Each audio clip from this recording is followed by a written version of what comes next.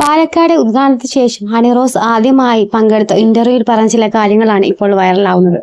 ഹണിറോസ് പറയുന്നത് ഇങ്ങനെയാണ്: ഞാൻ പറഞ്ഞ പരാതി 100% ജെന്യൂൻ ആണെന്ന് എനിക്ക് തന്നെ ഉറപ്പുണ്ട്. അത് എല്ലാവർക്കും അറിയുന്ന കാര്യമാണ്. ഞാനായിട്ട് ഒരു വാക്ക് പോലും അതിൽ ക്രിയേറ്റ് ചെയ്തിട്ടില്ല. പക്ഷെ എന്നിട്ടും പരാതിപ്പെട്ട ആൾക്ക് നേരെയാണ് അറ്റാക്കിങ് വരുന്നത്. എത്ര വിചിത്രമായ കാര്യമാണ്. എന്റെ അടുത്താണ് നിന്റെ ജോലി നശിപ്പിക്കും, നീ വരുന്നിടത്ത് ആരും ഉണ്ടാവില്ല എന്നൊക്കെ പറയുന്നത്.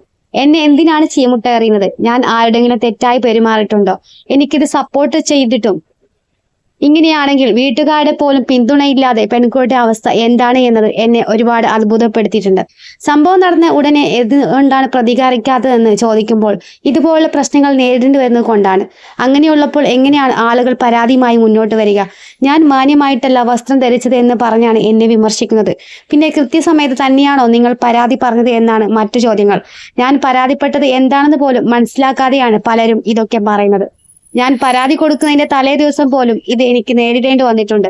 ഇതൊന്നും മനസ്സിലാക്കാതെയാണ് പരാതി പറഞ്ഞതിന്റെ പേരിൽ സോഷ്യൽ മീഡിയയിൽ വിമർശനം നടക്കുന്നത്. എനിക്കുണ്ടായതുപോലെ പല സ്ത്രീകൾക്കും നേരിടേണ്ടി വന്നിട്ടുണ്ട്. പക്ഷെ പരാതി പറഞ്ഞാൽ ആളുകളുടെ ജഡ്ജ്മെന്റുകൾ സഹിക്കാൻ പറ്റില്ല. അവിടെ സ്ത്രീകൾ മുമ്പിൽ തന്നെയാണ്. 1 വർഷം മുമ്പ് നടന്ന കാര്യം ഇപ്പോഴാണ് പറയാൻ കണ്ടത് എന്നൊക്കെ ചോദിച്ച് സ്ത്രീകൾ തന്നെ വരുന്നത് കാണുമ്പോൾ അത്ഭുതമുണ്ട്. എല്ലാവർക്കും ഒരുപോലെ പ്രതികരിക്കാൻ സാധിക്കില്ലല്ലോ. അത് എന്തൊരു ജഡ്ജ്മെന്റ് ആണെന്ന് എനിക്ക് മനസ്സിലാകുന്നില്ലെന്ന് ഹണിറോസ് പറയുന്നുണ്ട്. എന്തായാലും പാലക്കാട്ടെ ഉദ്ഘാടനത്തിന് ശേഷം വളരെയധികം ജനങ്ങളുടെ സപ്പോർട്ട് നേടിയിട്ടുണ്ട് ഹണിറോസ്. അതിൽ